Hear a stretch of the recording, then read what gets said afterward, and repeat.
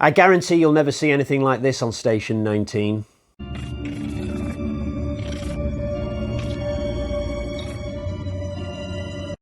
Hi guys, and welcome to my new Rec review series. I'm going to be doing all 4 Rec films, plus the 2 Quarantine films.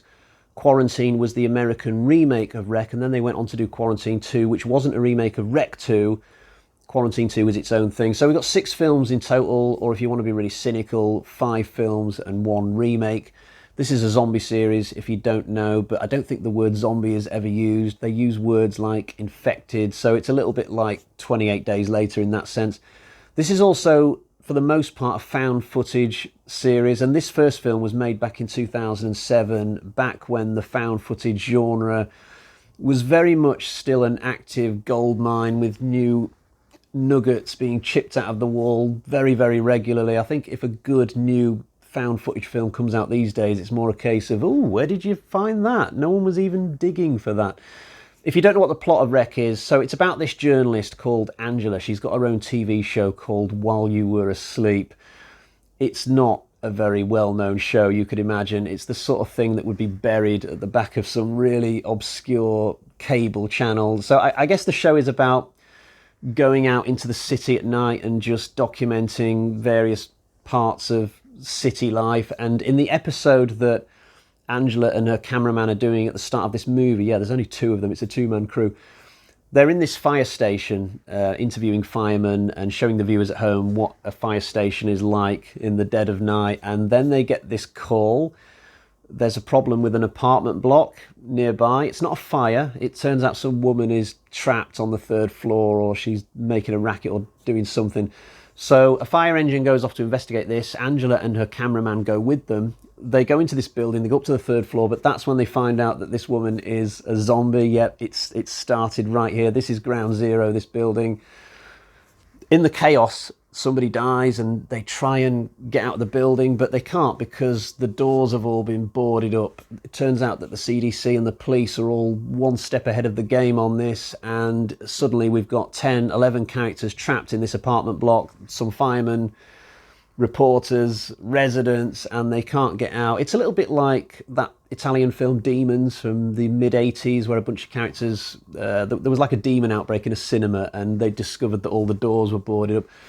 So throughout this movie, it's going to be pretty much a case of what I would call zombie tag. You know, every time a zombie gets a human, that will be one less person on the human team, one more person on the zombie team, and it's just going to get harder and harder for the surviving humans as we go through.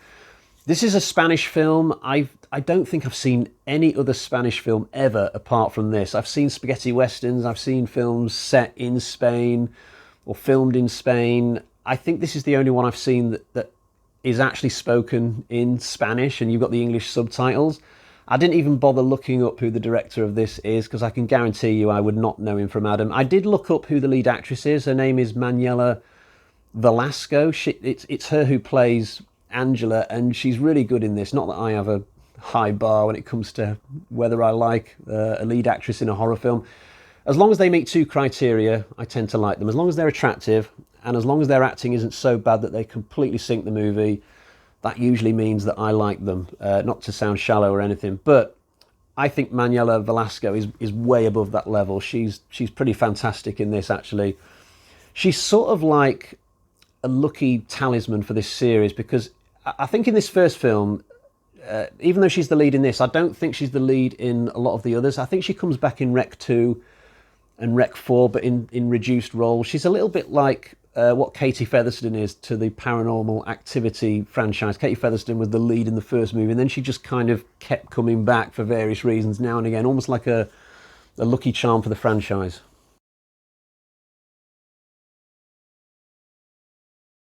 I love this film. It's got to be one of the best zombie films ever made for me. It's not easy to find anything bad about it.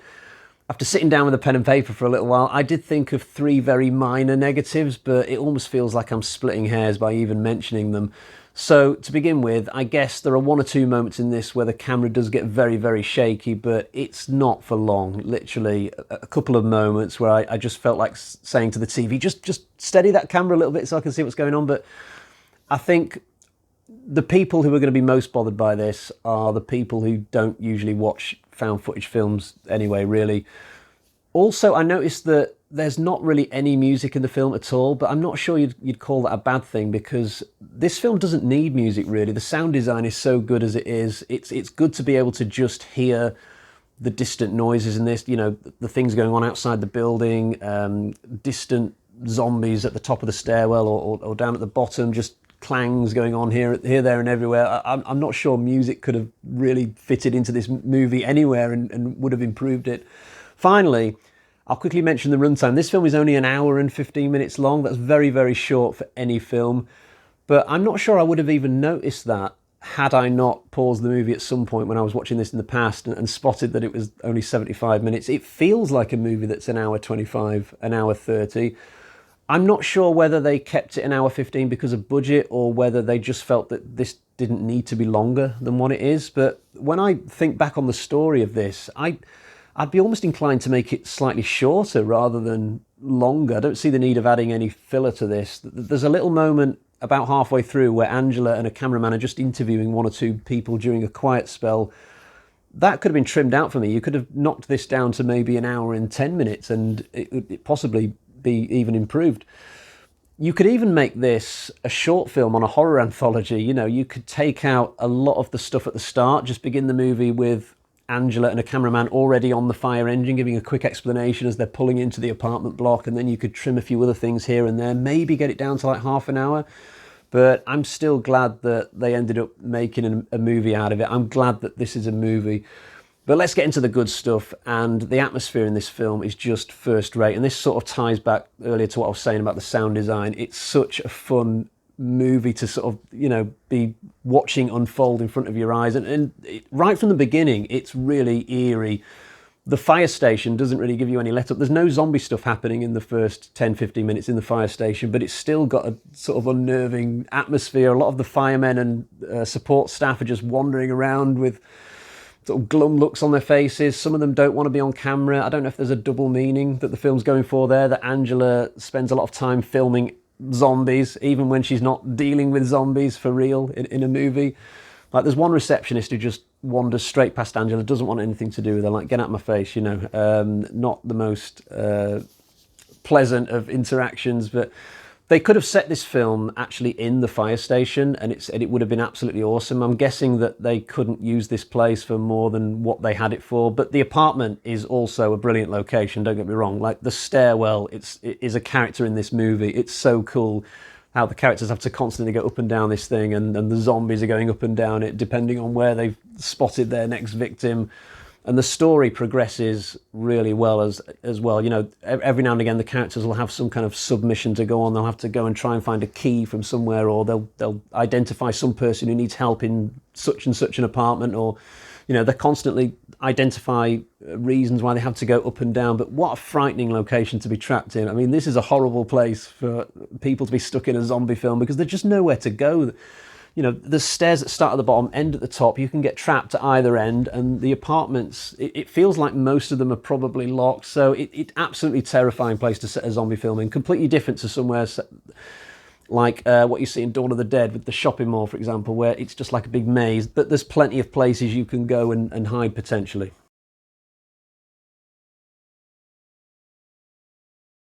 There are some great kills in this. They're not necessarily inventive, but they still really get your adrenaline going. The guy who falls off the balcony, that's just a major shocker of a moment that I actually forgot was going to happen, even on my fourth time through the film. And there's like this middle-aged, slightly camp guy who gets bitten from behind, and that's a really surprising moment. Some really great fights and deaths. But I like the fact that you don't get to see all of the characters die on camera. That's really cool. There must be like 10 or 11 people in the lobby at the start of this, and I'm pretty sure that some of them disappear from the movie. There's an old couple. I don't think you see them die, but I like that the movie feels very organic. There's one main character who dies off screen, and it's a really chilling moment when Angela looks over the balcony and she sees this guy looking up at her with blood dripping down his mouth. That is just way more effective than had we actually seen that guy die ourselves. But I think the movie assumes that you yourself, the viewer, will think that this guy is still alive because we haven't seen him die. It's quite clever, that. There's also lots of great acting in this film. I've only really mentioned Manuela Velasco as an individual actress, but all the others, I mean, they might not be actors with the greatest of resumes or whatever, but they do such a great job of what I would call group acting in the background. You know, there are times when Angela's talking to the cameraman, and in the background, all these other characters do a great job of making the situation carry on feeling really fluid, really intense. The best example is when Angela's speaking to the cameraman, and a lot of the others in the background, they're trying to break into this apartment, but they've got to sync it just perfectly with the dialogue, or the whole thing's just not going to work. But they do a fantastic job with it. It's very well choreographed. It feels very practiced, and everybody just does such a great job collectively of making you feel like these guys are just in the most intense terror situation. And the finale in this, man, the ending in this is just top dollar. I mean, the film's been brilliant all the way up to the end, but once Angela and a cameraman go into that apartment, there's one last great scene for you to finish this movie off, and you get an explanation of the plot behind everything, which I think is really cool for this movie. Now, some people might not like this, but as somebody who has seen all the Romero Dead films, most of The Walking Dead, I've had to watch a lot of zombie stuff where you don't get an explanation as to how the virus started in the first place. But in Rec you do, and I think that's a nice little bit of variety. It's not like you get given everything. I mean, when Angela starts looking at the clippings on the wall of the penthouse, and, you know, she starts voicing out loud what has caused all this, sort of, you still have to make one or two leaps yourself. It's a little bit like the Three Mothers trilogy, where you get some stuff to do with the witches, but you don't get everything. You've still got to piece some things together to have any chance of figuring the whole thing out. And it's the same here, sort of. I'm still not sure I know what the genesis is of the final zombie that we see in this film, because it looks really weird. It's not the same as all the other people who have turned in the movie. Maybe it's just something I personally missed. But even leaving the story elements aside, the final little skirmish with that weird thing in the dark is just, it's chilling, you know. And it's sort of reminiscent of the end of Silence of the Lambs with Buffalo Bill and the night vision, because at the end of this we're watching through a green filter because the camera's been battered black and blue. But what a fantastic ending to this movie. This film is really cool. This first Rec film is absolutely the backbone by which I've had the enthusiasm to pledge to do all of these. I mean, some of the others might not turn out to be as good as this one, but first Rec film, bee's knees.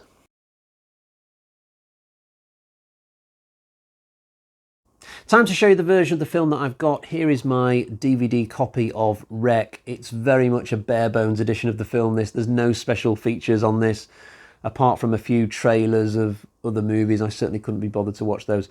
Now, I believe in the past few years there has been a Blu-ray version of this released, possibly by Arrow. It will almost certainly have more special features, that version. Probably the picture quality has been touched up a little bit, but you know what? Honestly, when I was watching this version the other night, not once did I think to myself, "Ooh, this could look good in 4K," or that bit could do with a touch up. You know, I don't think it's the sort of film that can really benefit by being really cleaned up. Because most of it's like in a dingy sort of dark apartment, and you see a lot of the film through the lens of a shaky cam almost. The DVD version's fine. You know, not every film needs to go to 4K, in my opinion, and I think this might be one of those. But certainly, if you don't have the DVD version, then absolutely go to the Blu-ray version first. It'll be the better of the two. There's a funny quote on the back of this box. It just says, "Blair Witch meets 28 days later." I hate it when they do that. This film is nothing like the Blair Witch. It has one thing in common with the Blair Witch: the handheld camera. 28 days later. There are fast zombies in that, I guess, and there are fast zombies in this film, but the actual feel and fabric of the film are just completely different. Years ago, there was this film called Teen Agent. If you're a younger person, you've probably never heard of this film. I rented it from a video store, and on the back it said, "Indiana Jones meets James Bond." Probably the worst quote I've ever seen on the back of a box, because that film was nothing like either of those two franchises, but hey-ho, side rant over. Right, let's get to the bag of terror and find out what sort of score I'm going to give this film.